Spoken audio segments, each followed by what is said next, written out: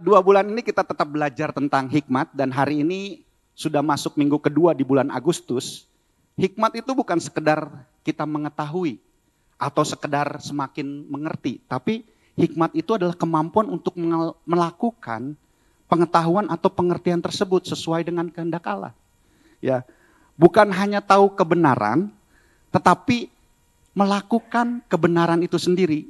Waktu kebenaran itu kita lakukan hari demi hari secara konsisten, itu akan membentuk hidup kita menjadi pribadi yang sesuai dengan kehendak Allah. Itu bulan Juli, menjadi pribadi yang sesuai dengan kehendak Allah. Karena hikmat Tuhan yang memberikan kemampuan untuk kita melakukan kebenaran. Dan bulan Agustus ini kita akan belajar hikmat Tuhan yang akan menolong kita dalam menjalani kehidupan kita sehari-hari.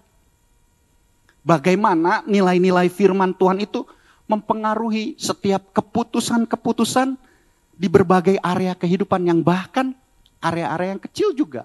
Yang besar, yang kecil, semua hikmat Tuhan akan menolong kita. Dari sudut pandang firman Tuhan, baik tentang pekerjaan, sekolah, kuliah, tentang pernikahan, tentang keluarga, tentang keuangan dan sebagainya. Nah, hari ini saya memang dapat tugasnya, dapat jadwalnya itu hikmat Tuhan belajar khusus tentang pernikahan atau keluarga. Siap?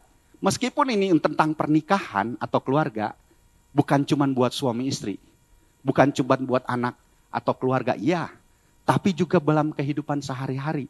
Kita bisa tetap terapkan prinsip firman Tuhan ini, hikmat dari Tuhan ini, dalam membangun hubungan sesama. Oke? Siap? Judulnya saya berikan judul hari ini, semakin mengasihi, semakin menghormati.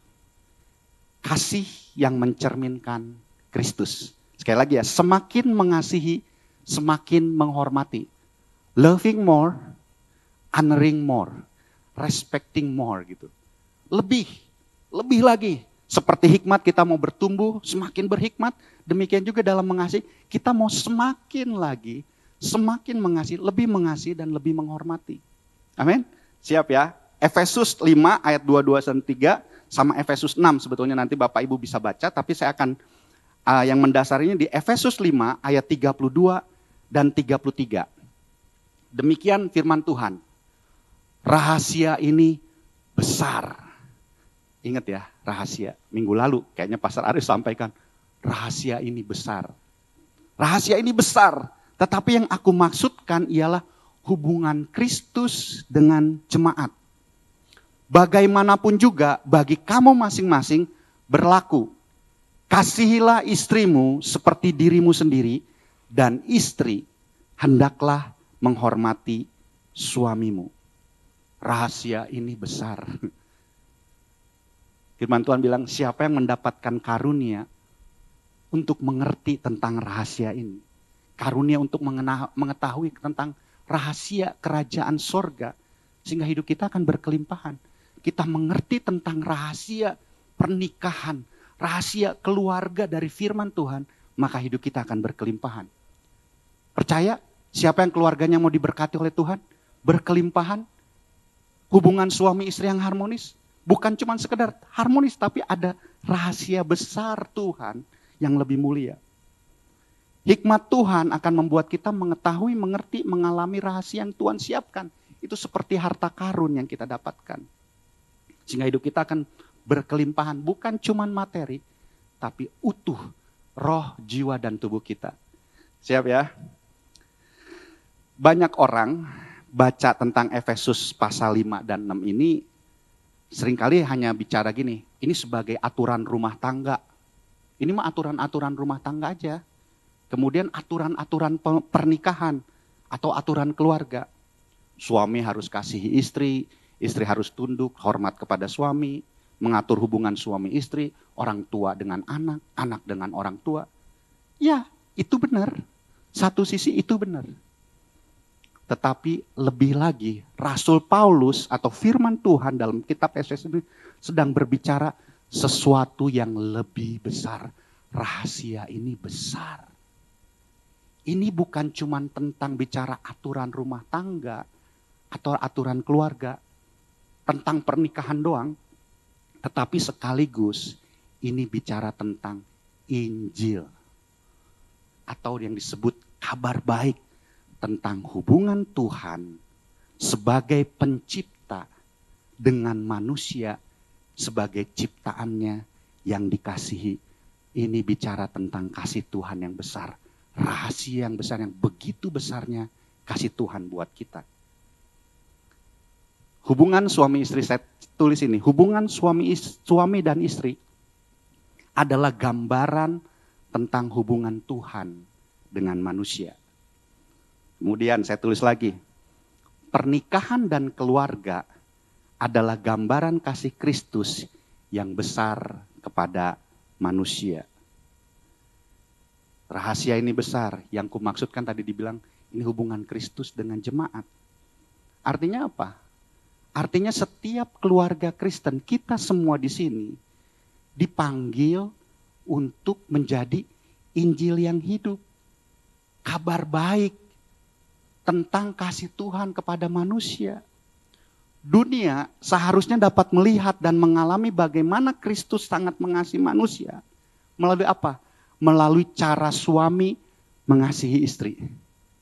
Dunia akan melihat bagaimana tentang kasih Tuhan yang begitu besar, itu melalui bagaimana cara suami mengasihi istrinya.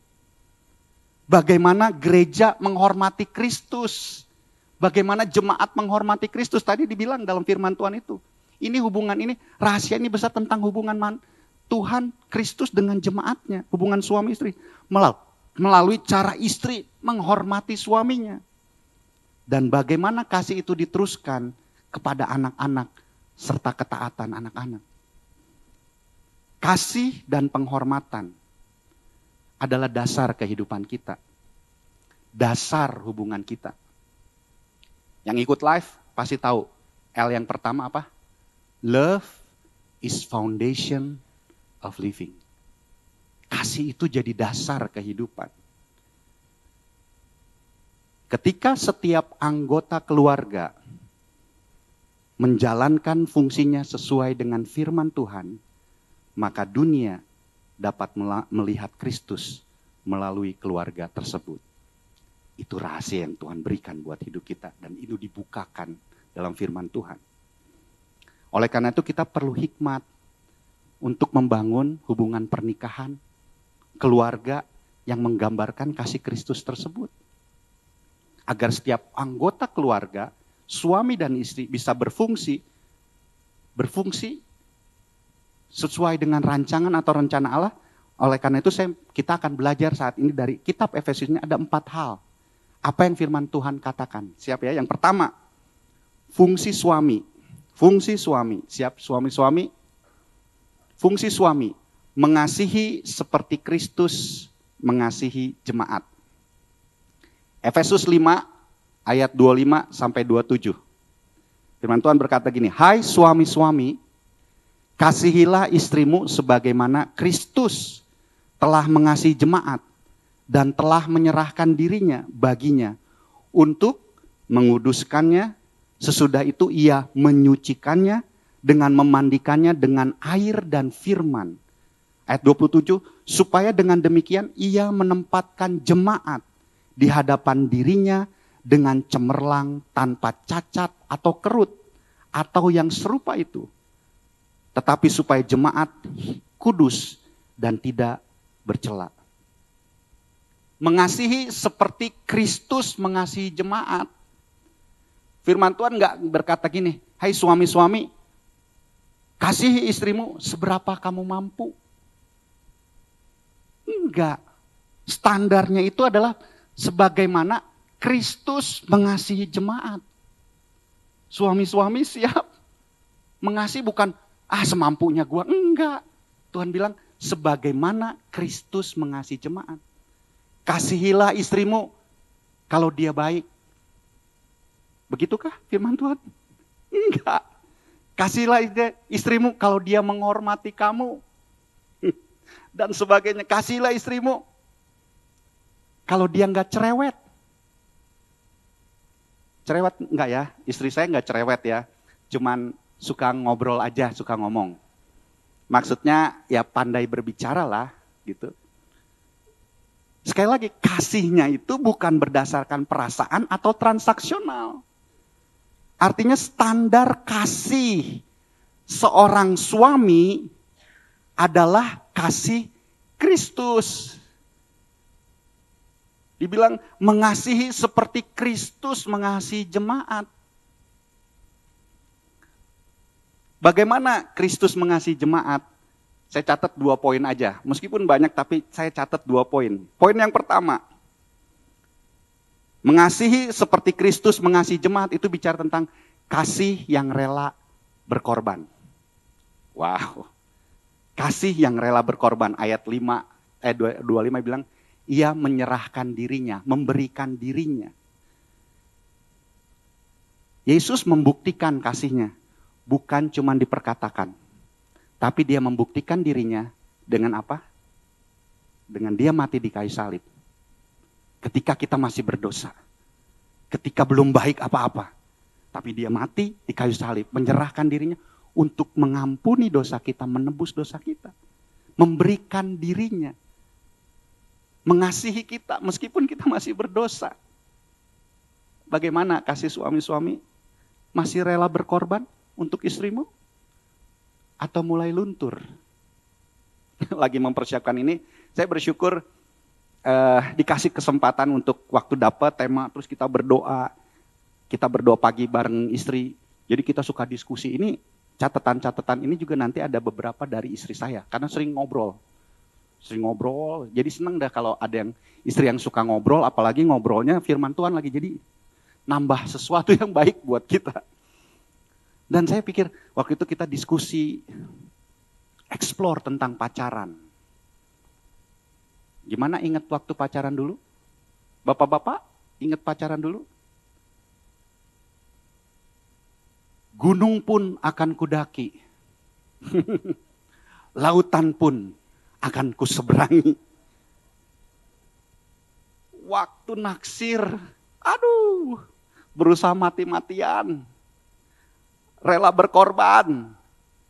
Kamu tetap aja di kantor, kamu tetap aja di sekolah, aku jemput kamu.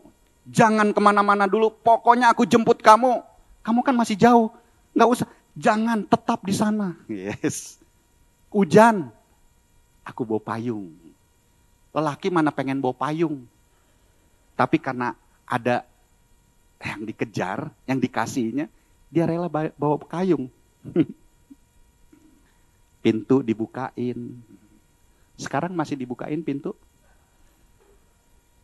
Masih dipayungin? Atau kasih itu mulai luntur? Seharusnya firman Tuhan bilang ini. Pernikahan, hubungan suami istri. Dalam perjalanan kita. Dibilang seperti Kristus mengasihi jemaat. Suami-suami. Berarti kasihnya itu harus semakin lama. Semakin dalam. Makanya kenapa temanya semakin mengasihi. Semakin mengasihi, semakin mau rela berkorban. Enggak luntur. Kalau dulu rela berkorban, sekarang bagaimana? Kita akan semakin mau rela berkorban. Lagi duduk santai, weekend, lagi duduk, istri lagi bebenah. Dia gak pernah mau bebenah sendiri. Dia pasti datang, pasti teriak, "Pah, tolongin ini." Pah, gak bisa kayaknya sendiri gitu ya. Kalau ada bapaknya lagi duduk, pasti papahnya dipanggil. Oh iya ya. Betul kayaknya begitu ya. Pokoknya gak bisa deh lihat papahnya diem, mau diajakin gitu, mau deket-deket. Atau kita bilang, orang lagi nih, betul gak? Apakah kita masih mengasihi lebih lagi dan mau rela berkorban? Jangan sampai sepertinya berkorban udah dapet dilepasin. Kekristenan, Tuhan ajarkan rahasia ini. Bahwa kasih kita seperti kasih Kristus kepada jemaatnya. Yesus datang untuk melayani, bukan untuk dilayani. Wow, kena kali buat suami. Saya kan maunya dilayani, pulang kerja udah capek. Tapi firman Tuhan bilang Yesus datang. Kasih kita kepada istri itu adalah kasih yang rela berkorban. Dan bukan untuk dilayani, tapi melayani. Tidak menuntut dilayani, tetapi memberi. Kasih suami bukan sekedar perasaan yang mudah berubah. Tetapi sebuah keputusan rohani. Sebuah komitmen untuk setia dan diwujudkan melalui pengorbanan, perlindungan, pemeliharaan, dan kepemimpinan. Poin yang pertama tadi. Mengasihi seperti Kristus mengasihi jemaat. Kasih yang rela berkorban. Poin yang kedua. Mengasihi seperti Kristus mengasihi jemaat adalah poin kasih yang mengubahkan kehidupan. Hidup kudus dan mulia di ayat 26 dan 27 dibilang demikian tadi. Untuk menguduskannya. Sesudah ia menyucikannya dengan memandikan dengan air dan firman. Supaya dengan demikian ia menempatkan jemaat atau istrinya di hadapan dirinya dengan cemerlang. Tanpa cacat atau kerut. Atau yang serupa itu, tetapi supaya jemaat kudus dan tidak bercela. Kasih yang mengubahkan kehidupan. Untuk bisa hidup kudus dan mulia. Kristus mengasihi jemaat bukan sekedar supaya jemaatnya bahagia. Iya pasti supaya bahagia. Tetapi supaya jemaatnya menjadi kudus dan tidak bercela. Tadi dibilang cemerlang. Hidupnya mulia. Kasih Kristus mengubahkan kehidupan. Demikian juga suami. Kasih suami seperti Yesus mengasihi. Seharusnya itu bisa mengubahkan. Membuat istri kita semakin cemerlang. Hidup dalam kekudusan. Hidup dalam kesucian. Hidupnya semakin naik. Bukan bawaannya semakin kesel istri kita sama kita. Tapi hidupnya semakin mulia. Karena ada apa? Karena ada kasih. Seperti Kristus mengasihi jemaat. Yang membuat hidupnya semakin cemerlang. Makanya kasih seorang suami bukan hanya menyediakan segala keperluan fisik istri dan keluarga. Tetapi juga membangun kehidupan secara utuh untuk istri. Baik rohani maupun jasmani. Tubuh, jiwa, dan rohnya. Suami adalah imam keluarga yang memimpin, yang menjadi teladan, menjadi contoh dalam hubungannya dengan Tuhan, dalam melakukan firman Tuhan, melindungi dan menjagai dari dosa-dosa yang jahat, memimpin pada iman dan menjaga iman.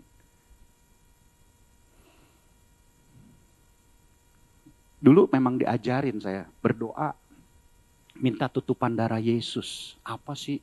Kayaknya doanya kayak kuno banget gitu. Tutupan darah Yesus. Darah Yesus. Tapi ini kami lakukan. Kami berdoa. Suami berdoa, Tuhan tutupan darah Yesus. Engkau yang menyertai melindungi istri dan anakku. Karena banyak sekali yang jahat. Ada dosa-dosa yang coba masuk. Suami harusnya kasihnya itu bisa menjaga untuk setiap anggota keluarganya hidup dalam kekudusan, dalam kesucian, dalam perlindungan. Menjaga imannya, memimpin pada iman dan menjaga iman. Dengan apa? Dengan keteladanan. Kasih yang memberikan teladan, menyatakannya. Kata peneguhan, kasih sejati selalu rela membayar harganya. Agar orang yang dikasihi mengalami kehidupan yang lebih baik dan mulia. Katakan amin. Suami-suami mau istrinya, orang-orang yang dikasihinya mengalami kehidupan yang lebih baik dan mulia. Amin, bapak-bapak. Saya mau istri dan anak saya mengalami sesuatu yang mulia, kehidupannya dan lebih baik. Dan hanya kasih Kristus yang memampukan kita. Itu yang pertama, fungsi suami mengasihi seperti Kristus mengasihi jemaat. Yang kedua, fungsi istri Menghormati seperti jemaat menghormati Kristus. Ayatnya Efesus 5 ayat 22 dan 24. Hai istri, tunduklah kepada suamimu seperti kepada Tuhan. Karena suami adalah kepala istri, sama seperti Kristus adalah kepala jemaat. Yang saya merahin tuh ya, tunduk suami seperti kepada Tuhan. Karena suami adalah kepala istri sama seperti Kristus. Sama juga seperti Kristus nih, adalah kepala jemaat. Dialah yang menyelamatkan tubuh. Karena itu sebagaimana jemaat tunduk kepada Kristus, demikianlah juga istri kepada suami dalam segala sesuatu. Menghormati seperti jemaat menghormati Kristus. Menghormati bukan berarti posisinya lebih rendah. Setuju? Sama seperti Yesus. Yesus menghormati Bapaknya, tunduk kepada Bapaknya. Mereka itu setara. Sama-sama Tuhan. Iya, setara. Tapi dia tunduk kepada Bapaknya. Dia percaya kepada Bapaknya. Dan dia bilang bahkan gini, pekerjaanku adalah melakukan kehendak Bapakku. Menyelesaikan setiap tugas apa yang Bapakku berikan. Yesus memberikan contoh buat kita. Waktu menghormati atau tunduk itu seperti jemaat kepada Kristus. Yesus sendiri menjadi standarnya dalam menghormati. Demikian juga istri, hormat kepada suami bukan karena posisinya lebih rendah. Karena suami istri adalah setara. Atau karena suaminya sempurna, wah bagus banget, baik banget, baru saya hormat. Tetapi karena menghormati Tuhan yang telah menetapkan tatanan dalam sebuah keluarga. Tuhan yang sudah menetapkan fungsi-fungsinya dalam sebuah pernikahan dan keluarga. Bahwa suami adalah kepala istri, seperti Kristus adalah kepala jemaat. Itu sudah ada tatanan yang Tuhan berikan. Waktu kita menghormati suami, istri menghormati suami atau mentunduk, dia sedang bicara apa? Dia sedang melakukan firman Tuhan, perintah Tuhan, dan itu adalah hikmat yang daripada Tuhan. Melakukan sesuai dengan rencana dan kehendak Tuhan. Saya catat lagi dua poin lagi. Istri menghormati suami. Menghormati seperti jemaat menghormati Kristus. Poin yang pertama, menghormati melalui sikap hati dan kepercayaan. Sama seperti tadi saya sampaikan, Yesus kepada Bapaknya. Dia menghormati dengan percaya dan dia melakukan. Hormat berarti istri menaruh hatinya untuk percaya dan memberi kepercayaan untuk suaminya dapat memimpin dalam pernikahan dan dalam keluarganya. Sikap hati seorang istri yang percaya kepada suaminya, itu adalah salah satu ciri poin dari menghormati melalui sikap hati dan kepercayaan. Dengan cara apa? Mendukung keputusan suaminya. Mensupport, menguatkan suaminya. Antusias. Mah, ada apa, Pak? Memberi semangat. Kenapa, Pak? Ini lagi semangat, Pak. Tetap ada. Membangun bukan untuk menjatuhkan. Menghargai dan menghormati. Menjadi penolong yang sepadan. Sekali lagi, istri adalah penolong yang sepadan. Memberi masukan dengan hikmat. Makanya istri-istri juga perlu dekat sama Tuhan dengan hikmat Tuhan. Sehingga memberi masukan buat suami. Membantu dan menjadi partner yang melengkapi. Saya tulis ini. Penghormatan, quote-nya, penghormatan adalah bahasa kasih yang paling didengar dan diperlukan oleh hati seorang suami. Penghormatan adalah bahasa kasih yang paling didengar dan diperlukan oleh hati seorang suami. Curhat kayaknya mah. tapi ini firman Tuhan katakan. Poin yang satu. Menghormati seperti jemaat menghormati Kristus, poinnya menghormati melalui sikap hati dan yang kedua, menghormati melalui perkataan, sikap, dan tindakan. Tadi dibilang hati, sekarang kepada seperti gini. Mengakui Tuhan, percaya dalam hati, dan mengucapkannya lawan perkataan. Ini sesuatu yang nyata. Kita pernah belajar ya hikmat sebelumnya. Perkataan itu, Bang Agus kalau nggak salah sampaikan di South, mulutmu harimaumu. Perkataan itu punya kuasa dan kekuatan. Amsal tuh bicara. Hidup mati dikuasai lidah. Perkataan istri itu bisa menjadi sumber kekuatan atau sumber kehancuran. Saya sangat diberkati dalam sebuah pergumulan, kami bergumul 2 tahun, bersama-sama kami berdoa. Satu titik yang sangat ngebus kekuatan waktu dia bilang begini, "Pah, aku ikut keputusan kamu." Wah, itu seperti ada power, ada kekuatan untuk melangkah. Perkataan itu bisa membangkitkan atau justru merendahkan atau menghancurkan. Pergunakan perkataan dan tindakan yang membangun, menguatkan, mendoakan. Perkataan dalam doa-doa istri itu sangat powerful. Menjaga kehormatan suami, bukan merendahkan atau membanding-bandingkan. Baik ada suaminya, maupun waktu tidak ada suaminya.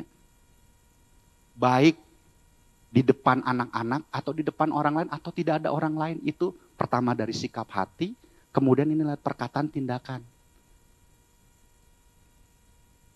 Sekali lagi, ingat pacaran. Ingat pacaran nggak? Kalau katanya nih, nggak tahu nih ibu-ibu bener apa nggak? Kalau dia udah punya pacar, naksir lelaki satu, ih ganteng banget.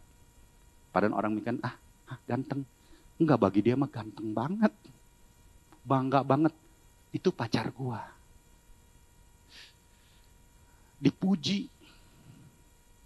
Di dalam hatinya, bahkan di depan teman-temannya. Cinta banget. Masihkah istri-istri seperti itu? Memuji suamimu yang udah tambah ganteng ya mah?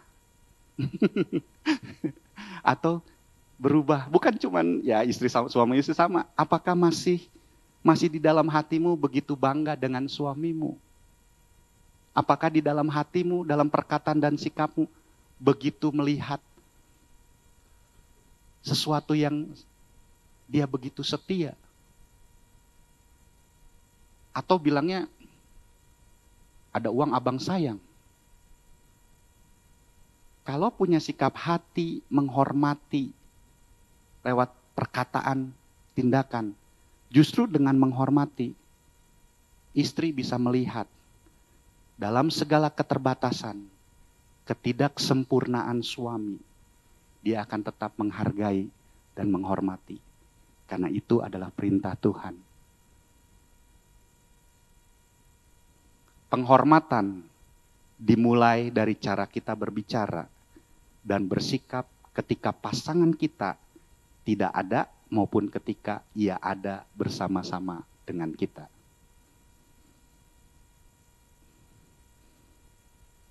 Suami istri. Ini 2 poin nih, ada 2 lagi. Siapa yang harus mulai duluan? Mengasihi dulu atau menghormati dulu?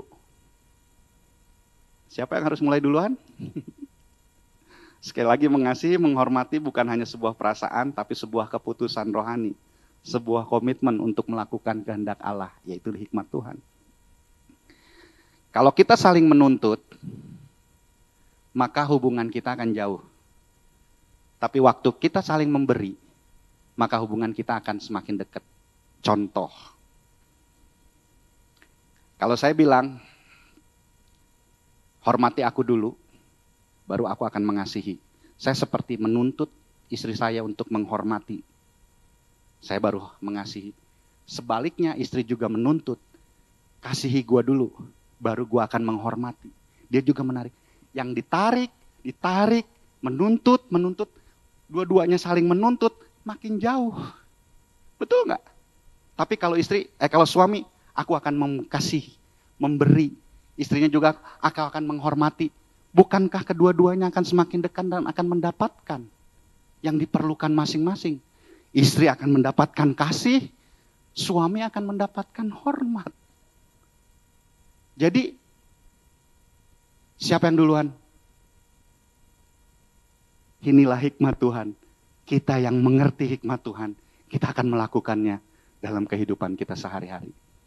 Enggak tunggu siapa dulu, tapi saya mau belajar taat melakukan firman Tuhan. Karena akan semakin mendapatkan semakin dekat dan semakin dekat. Belajar untuk terus semakin mengasihi dan semakin menghormati. Belajar untuk melihat kebaikan dari ketidaksempurnaan masing-masing. Itu yang kedua, ada dua lagi. Yang ketiga, fungsi orang tua, mengasihi dan mendidik anak. Buka di Efesus, saya cepat aja, Efesus 6 ayat 4. Dan kamu bapak-bapak, janganlah bangkitkan amarah di dalam hati anak-anakmu, tetapi didiklah mereka di dalam ajaran dan nasihat.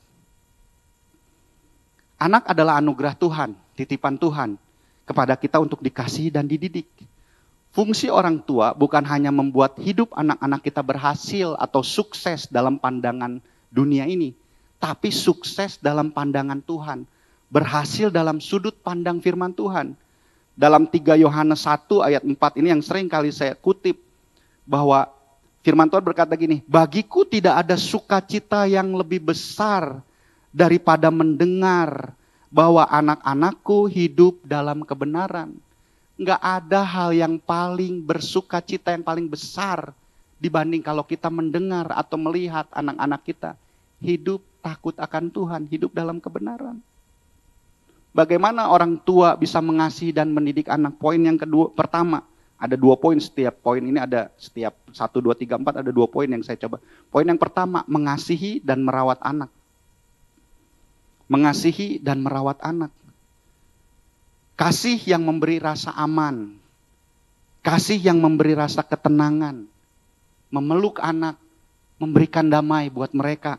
Menghargai mereka, menghibur mereka, merawat mereka, mencukupi kebutuhan mereka dengan kita berusaha untuk berkorban. Sehingga anak akan tumbuh secara sehat. Baik cuman bukan tubuh tapi rohaninya juga. Kejiwaan semuanya sehat. Roh, jiwa, tubuh utuh sekali lagi. Kalau kita punya hikmat ini, maka itu akan berkelimpahan utuh dalam kehidupan. Mengasihi dan merawat anak. Poin yang kedua adalah mendidik dan menjadi teladan. Mengasihi dan mendidik anak. Poin yang kedua adalah mendidik dan menjadi teladan. Didikan atau disiplin adalah bahasa kasih yang harus kita berikan kepada anak-anak kita. Sekali lagi ya, disiplin adalah bahasa kasih. Karena kasih tanpa disiplin melahirkan kelemahan. Sebaliknya, disiplin tanpa kasih melahirkan pemberontakan. Kasih tanpa disiplin menghasilkan kelemahan, sebaliknya disiplin tanpa kasih menghasilkan pemberontakan. Nah, lagi ngobrol-ngobrol sama istri nih ya. Pah, katanya gini. Laki, suami nih, bapak-bapak, jangan suka sombong. Sombong apa maksudnya? Kalau didik anaknya suka gini. Anaknya nih lakuin yang nakal dah, nggak bener. Udah biarin aja. Papa juga dulu nih papa lebih parah dari itu. Lebih parah papa mah. Kayaknya menjadi sebuah kebanggaan melakukan sesuatu yang salah dalam kehidupan. Dia bilang, jangan kayak begitu Pak. Bilangin suami atau bapak jangan bangga dengan sesuatu yang lakukan salah. Kan bersyukur hari ini bisa ada itu karena kasih karunia Tuhan. Justru kalau anak itu nggak benar, anak itu nakal, jangan bilang papa lebih parah dari kamu tahu. Enggak. Tuhan tuh sangat mengasihi papa. Sehingga papa bisa berubah. Dan papa percaya kamu pun bisa berubah. Itu kan hikmat dari Tuhan. Bukan bilang, nggak apa-apa. Papa juga lebih parah dari kamu. Kamu berantem. Teman papa mah udah papa hancurin semuanya. Ada sering kali kebanggaan tentang masa lalu, tentang dosa atau kesalahan yang dilakukan. Karena anaknya sekarang melakukan itu. Kebut-kebutan, nggak apa-apa, papa lebih parah dulu sampai tabrakan berapa kali, tapi papa tetap selamat tuh. Jangan seperti itu. Bersyukur kita papahnya dapat kasih karunia. Kalau anak kita telat, situasi dan kondisinya berbeda. Justru kalau dia melakukan itu, dia boleh bilang, papa karena kasih karunia papa bisa sampai ini. Papa selamat, kamu jangan lakukan itu. Ya, udah saya sampaikan. Ini enaknya kalau lagi ngobrolin firman Tuhan ya, saling cerita. Jadi ada masukan-masukan. Firman Tuhan mendidik dan menjadi teladan. Firman Tuhan diajarkan setiap hari, dipraktekkan dalam kehidupan, menjadi contoh nyata dalam kehidupan. Jangan hanya menyuruh anak berdoa, tetapi ajak dan contohkan bagaimana berdoa. Jangan suruh anak baca firman Tuhan, tapi baca firman Tuhan, contohkan, ajak bareng-bareng baca firman Tuhan. Penting banget, makanya sekalian kolaborasi next gen dengan parent. Nggak bisa, harus bapak-bapak, orang tua. Kami di next gen pelayanan perlu banget orang tua. Karena dari orang tua lah, home is the place where everything start gitu. Dari keluarga. Apa sampai mana?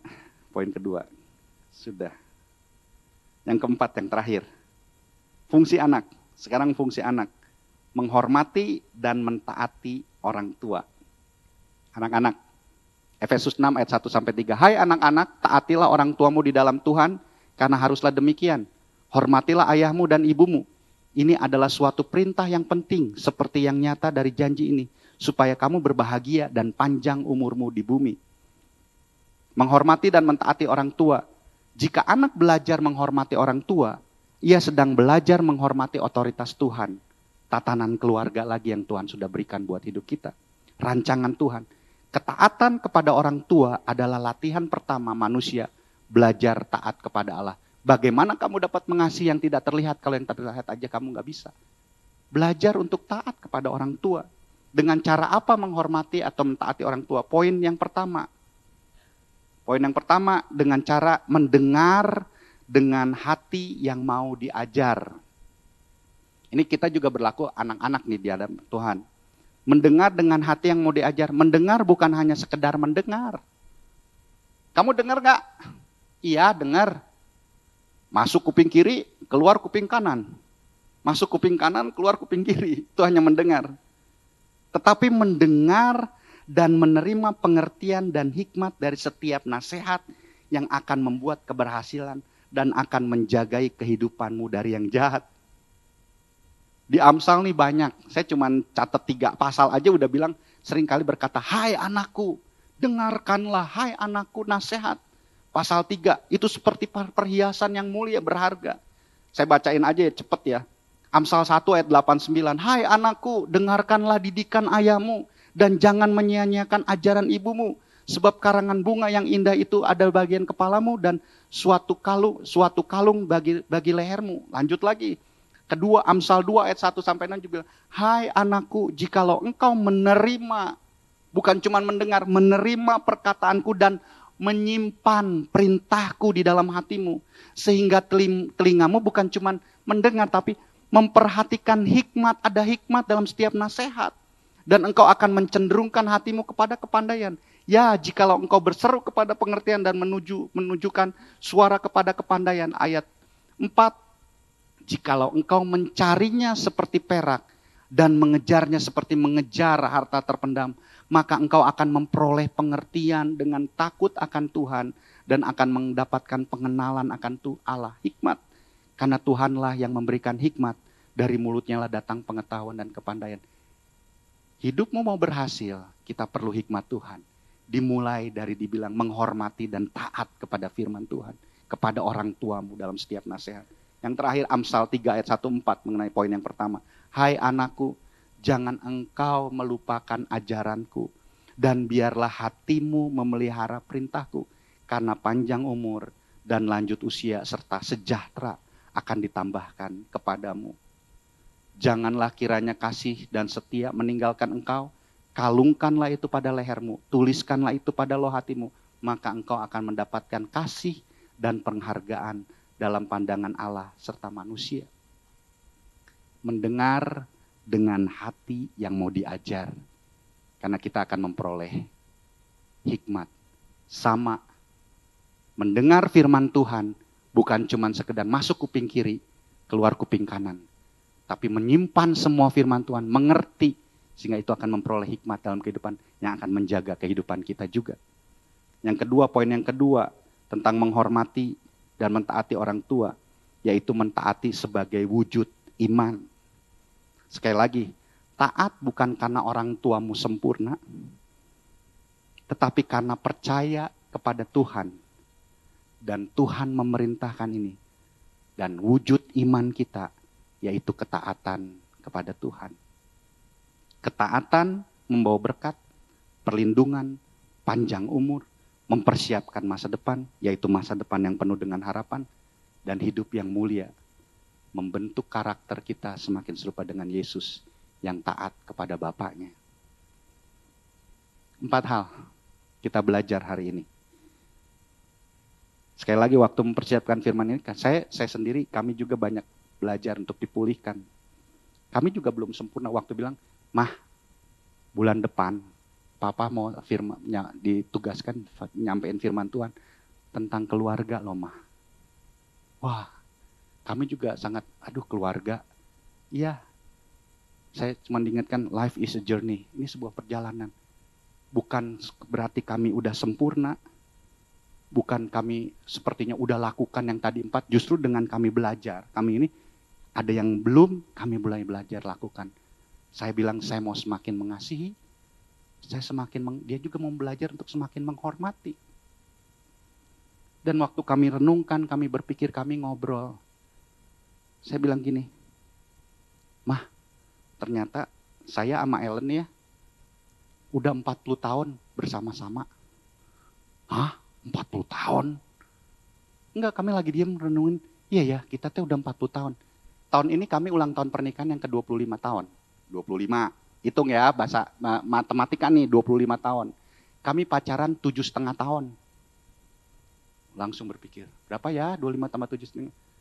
Kami kenalan, mulai berkenalan, kira-kira hampir 8 tahun. Berapa Vin jadinya? 40,5 tahun. Emang umur saya berapa sama Ellen? 42 tahun? 2 tahun gitu? Enggak. Memang kami kenal dari sekolah minggu. Kami tahu dari sekolah minggu. Terus kami tahu di tunas remaja kami kenalan. Kami mulai pelayanan. Kemudian kami mulai pacaran. Dan akhirnya kami menikah.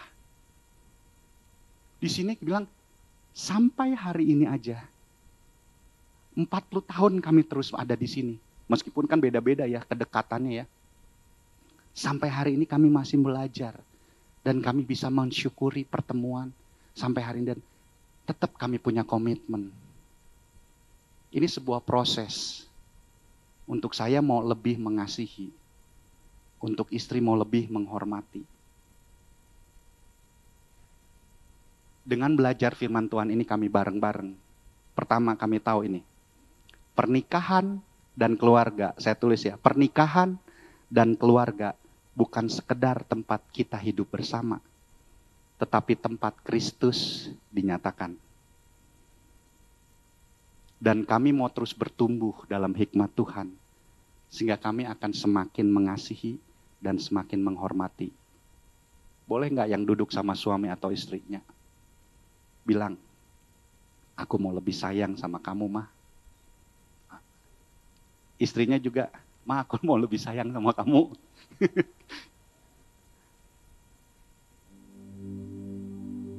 Tapi ini juga berlaku loh. Penutup ya.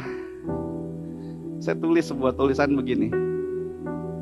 Ketika kasih Kristus menjadi dasar kehidupan, menghormati menjadi budaya, orang tua menjadi teladan, dan anak-anak hidup dalam ketaatan, maka pernikahan dan keluarga akan menjadi Injil yang dapat dilihat dan dialami oleh dunia ini. Ini bicara keluarga, tapi ini bicara tentang kehidupan kita di masyarakat. Ketika kasih Kristus juga menjadi dasar kehidupan kita sehari-hari dalam berhubungan. Ketika menghormati itu menjadi budaya, enggak pernah merendahkan orang lain. Dalam kehidupan sehari-hari, menghormati itu jadi budaya. Firman Tuhan katakan, kasih kepada orang lain itu lebih utama. Menghormati jadi budaya. Kemudian kita menjadi belajar hidup menjadi teladan dalam kehidupan. Hendaklah engkau menjadi teladan dalam perkataanmu, perbuatanmu, dalam kekudusanmu, dalam kesetiaanmu. Kemudian kita menjadi orang-orang yang taat kepada setiap firman. Maka apa? Maka kehidupan kita juga akan menjadi Injil yang dapat dilihat dan dialami oleh orang-orang di sekeliling kita. Mau sama-sama belajar? Saya undang kita bangkit berdiri. Mari kita komitmen sama-sama. Suami berkomitmen semakin mengasihi. Istri berkomitmen semakin menghormati. Ini sebuah proses. Orang tua mendidik, mengasihi, anak-anak menghormati dan taat. Dan kita sebagai orang yang percaya, biar kasih jadi dasar, hormat menjadi budaya kita, keteladanan dalam kehidupan dan ketaatan kepada Tuhan, sehingga orang bisa melihat Kristus, kasih yang mencerminkan Kristus bagi dunia. Terima kasih Tuhan, silakan. Terima kasih Tuhan. Terima kasih Tuhan, terima kasih. Dunia dapat melihat Engkau waktu kasih itu dinyatakan. Terima kasih, ini doa kami kepadamu Tuhan. Ini doa kami kepadamu. Terima kasih Tuhan, terima kasih. Terima kasih Tuhan. Terima kasih Tuhan. Terima kasih Tuhan.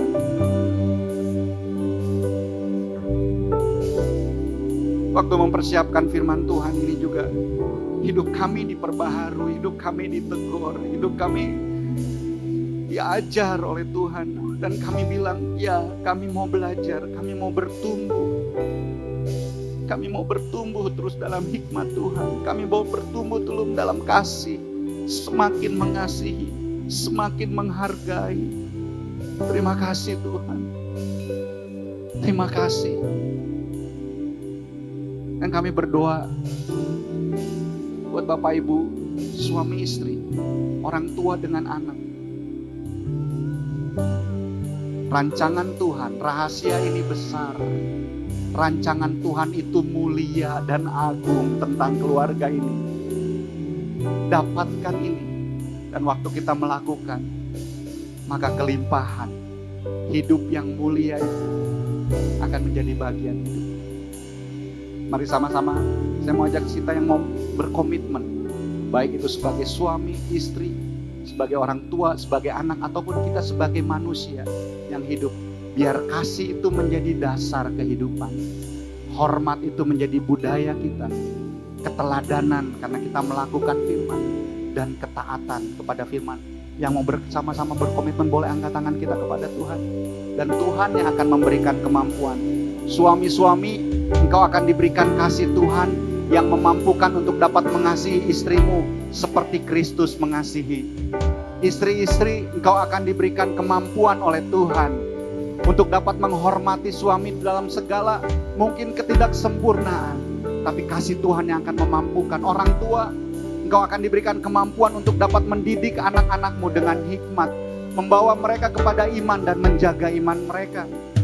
Anak-anak, engkau juga akan diberikan kekuatan dan kemampuan untuk mentaati dan menghormati orang tuamu, meskipun ketidaksempurnaan orang tua.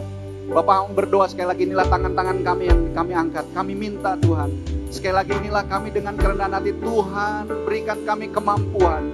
Saat ini kasih-Mu mengalir buat kami. Kristus nyata dalam hidup kami di dalam nama Tuhan Yesus. Engkau yang mengurapi kami, memberikan kemampuan kami dalam setiap fungsi-fungsi yang Tuhan sudah taruhkan. Setiap tatanan-tatanan yang Tuhan sudah bentuk buat hidup kami, Tuhan yang akan menolongnya. Terima kasih banyak Tuhan. Hamba-Mu berdoa saat ini buat setiap keluarga-keluarga.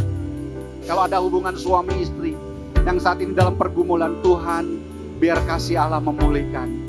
Kasih dan penghormatan itu ada yang akan memulihkan di dalam nama Yesus. Kalau ada hubungan keluarga orang tua dengan anak, saat ini kami berdoa juga ada kasih dan penghormatan, ketaatan itu ada di dalam nama Yesus dan memulihkan. Terima kasih Tuhan, kami terima yang baik. Kami terima yang baik daripada Tuhan dan nama-Mu dipermuliakan. Terima kasih Tuhan. Haleluya.